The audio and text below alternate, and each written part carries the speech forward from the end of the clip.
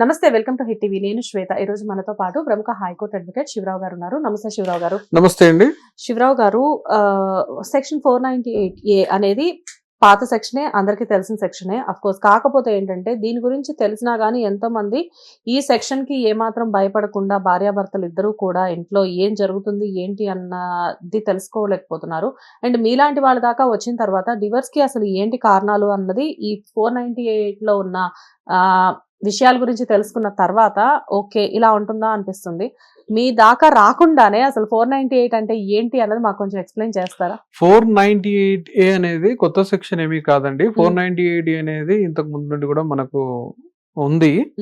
ఏంటి ఈ సెక్షన్ అని అంటే ఇది ఒక క్రుయాలిటీకి సంబంధించినటువంటి సెక్షన్.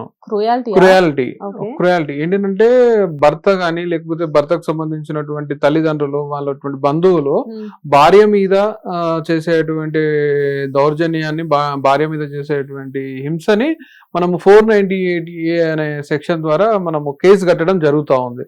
దీంట్లో ఏంటి అని అంటే ఆ భర్తకు మరియు భర్త కుటుంబీకులకు, భర్త తల్లిదండ్రులకి, వాళ్ళ అక్క చెల్లెలకి లేకపోతే వాళ్ళ రిలేషన్స్ కి శిక్షలు పడేటువంటి పరిస్థితులు ఉంటాయండి. దీన్ని 498 అని అంటారు. ఇంతకు ముందుకు ఏంటి అంటే భార్యలు వాళ్ళ మీద జరుగుతున్నటువంటి అట్రాసిటీస్లు, వాళ్ళ మీద జరుగుతున్నటువంటి హింసలు ఏవైతే ఉన్నాయో వాటి మౌనంగా భరిస్తున్నటువంటి పరిస్థితులు ఉండేవి. ఇలా భరించకుండా భార్యలకి ఈ న్యాయం జరగాలి అన్న ఉద్దేశంతో ఈ చట్టాన్ని తీసుకురావడం జరిగింది. ఇది ఏంటంటే ప్రతి ఒక్క భార్యకి ఒక బ్రహ్మాస్త్రం లాంటి సెక్షన్ అని చెప్పవచ్చు. ఓకే. మీరు రీసెంట్ గా మనశంకర్ వరప్రసాద్ మూవీ చూసారా? అందులో ఒక సీన్ ఉంటుందన్నమాట. ఆడవాళ్ళని కాపాడడానికి కొన్ని చట్టాలు పెడితే ఆ మగవాళ్ళని మూసేయడానికి వాడుతున్నారు అని చెప్పేసి చిరంజీవి గారు సర్కాస్టిక్ గా మాట్లాడతారు. లైక్ అంటే మీరు అన్నట్లుగానే చాలా చట్టాలు మహిళలకి సేఫ్టీ కోసం ఇంట్రడ్యూస్ చేయబడినవి. కాకపోతే అయిన దానికి కాని దానికి ఎంతో మంది ఆడవాళ్ళు అనవసరంగా కొన్ని సెక్షన్స్ ని యూజ్ చేసుకుంటున్నారు అని చెప్పేసి బయట చాలా జరుగుతున్నాయి. అది ఎంతవరకు నిజం?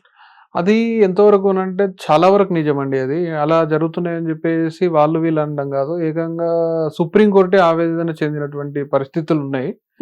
సో అలా జరగట్లేవు అని కాదు, నిజంగా ఏ చట్టం తీసుకొచ్చినటువంటి ఆ రూపకర్తలు, ఆ చట్టాన్ని తీసుకొచ్చినటువంటి వ్యక్తులు ఏంటి అని అంటే విక్టిమ్స్, బాధితులకు న్యాయం జరగాలి అన్నటువంటి ఆలోచనలో తీసుకొస్తారు. కానీ ఇక్కడ ఏం జరుగుతుంది అని అంటే ఆ చట్టాన్ని మిస్యూజ్ చేసేటువంటి అవకాశాలు ఎక్కువగా జరుగుతూ ఉంటాయి.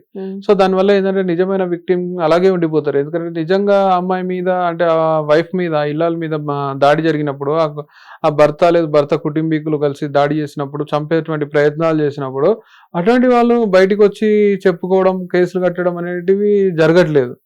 కానీ కొంతమంది భర్తను బ్లాక్మెయిల్ చేయాలి, భర్తకు తరఫునటువంటి ఆడపడుచులను బ్లాక్మెయిల్ చేయాలి, లేదంటే వాళ్ళ తల్లిదండ్రులను బ్లాక్మెయిల్ చేయాలి, వాళ్ళ ఆస్తులు రాయించుకోవాలి, లేకపోతే వాళ్ళటువంటి విదేశాలలో ఉన్నప్పుడు వాళ్ళటువంటి పాస్పోర్ట్లని ఇలాంటి డిస్టర్బ్ చేయాలి అనే క్రమంలో వీళ్ళు దొంగ కేసులు కట్టడం జరుగుతూ ఉన్నది. సో ఏ చట్టమైనా ఏ సెక్షన్ అయినా కానీ బాధితుల కొరకు తీసుకురావడం జరుగుతుంది ప్రభుత్వాలు. కానీ తర్వాత ఏంటి అని అంటే కొంతమంది, అంటే అందరూ అని కాదు, కొంతమంది ఏం చేస్తున్నారంటే ఉద్దేశపూర్వకంగా దాన్ని మిస్యూజ్ చేసే ప్రయత్నం చేస్తా ఉన్నారు కూడా.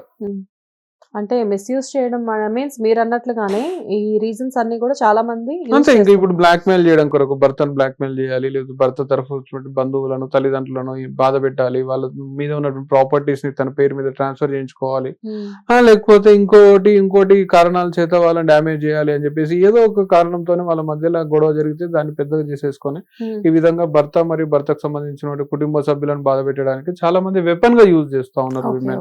యాక్చువల్ గా ఇది ఏ విధంగా యూజ్ అవ్వాలి? బాధిత మహిళలకి ఒక బ్రహ్మాస్త్రం లాగా, ఒక వెపన్ లాగా యూజ్ అవ్వాల్సినటువంటి 498 అనేది ఈ రోజు వచ్చేసి అమాయకులు అయినటువంటి భర్తలను బాధించడానికి వెపన్ గా మారుతా ఉన్నది. ఓకే. సో మొత్తానికి 498 అనేది ప్రాపర్ గా యూజ్ చేసే కంటే కూడా మిస్యూజ్ అనేది ఎక్కువగా జరుగుతా ఉన్నది. అది మనం అనట్లేదు, కోర్టులే చెప్తా ఉన్నాయి ఈ మాటలు. ఓకే. అండ్ మీరు పర్సనల్ గా ఎప్పుడైనా మీ దగ్గరకు వచ్చిన క్లయింట్స్ లో కూడా ఇలాంటివి జరిగినాయి మీరు ఏమైనా చూసారా? అంటే మిస్యూజ్ అంటే జరిగినాయి అని అంటే ఇప్పుడు నార్మల్ గా మన దగ్గరకు వచ్చిన క్లయింట్ ఎలా ఉంటది అని అంటే ఎవరైతే మనల్ని ఫస్ట్ అప్రోచ్ అవుతారో, అంటే మా అడ్వకేట్స్ యాక్ట్, మా ఎథిక్స్ ప్రకారం ఏంటి అంటే మనల్ని ఫస్ట్ అప్రోచ్ ఎవరైతే మన దగ్గర నుంచి న్యాయం కోరుకోవాలని చెప్పేసి వస్తారో వాళ్ళకి మనం న్యాయం చేస్తాం. వాళ్ళు Yes. ఇచ్చినటువంటి ఫ్యాక్ట్స్ ని బేస్ చేసుకునే చేస్తాం, కానీ మేము పర్సనల్ గా పోయి అయితే ఎంక్వైరీ చేయం కదా. సో ఇప్పుడు మనం నిజము అబద్ధము అని చెప్పడానికి ఏది లేదు. వాళ్ళు ఏదైతే ఫ్యాక్ట్స్ మనకు చెప్తారో ఆ ఫ్యాక్ట్స్ ని బేస్ చేసుకొని మనం దాని మీద వాళ్ళని ప్రొటెక్ట్ చేయడానికి మనం ప్రయత్నం చేస్తాం కూడా protection. Anyways thank you sir. Thank you. Hit TV app ఇందులో short news, live news, entertainment shows, movies, digital magazines తో పాటు మీ జిల్లా వార్తలను కూడా ఫ్రీగా చూడొచ్చు. ఇంకెందుకు ఆలస్యం, వెంటనే హిట్ టీవీ యాప్ ని డౌన్లోడ్ చేసుకుని ఫ్రీగా ఎంటర్టైన్మెంట్ పొందండి. Hit TV app. Hit TV app. Please download hit TV app. Hit TV యాప్ని ఫ్రీగా డౌన్లోడ్ చేసుకొని ఎంజాయ్ చేయండి. మీకు నచ్చిన ఎంటర్టైన్మెంట్ కోసం హిట్ టీవీ యాప్ ని ఫ్రీగా డౌన్లోడ్ చేసుకుని ఎంజాయ్ చేయండి. హిట్ టీవీ యాప్ని డౌన్లోడ్ చేసుకుని ఆస్వాదించండి, ఆశీర్వదించండి. ఇంతమంది సెలబ్రిటీలు హిట్ టీవీ యాప్ ని డౌన్లోడ్ చేసుకోండి అని చెప్తున్నారంటే ఎంత మంచి యాప్ ఆలోచించండి. అమెరికా అమెరికా అమెరికా అమెరికాలో చదవాలనుకునే వాళ్ళకి విశ్వసనీయమైన పేరు మన శౌర్య consultancy. UK Law 1 Year Masters. UK Law 1 Year Masters. 2 years work permit up to 5 years visa. Contact Saurya Consultancy. Contact 89851 89851.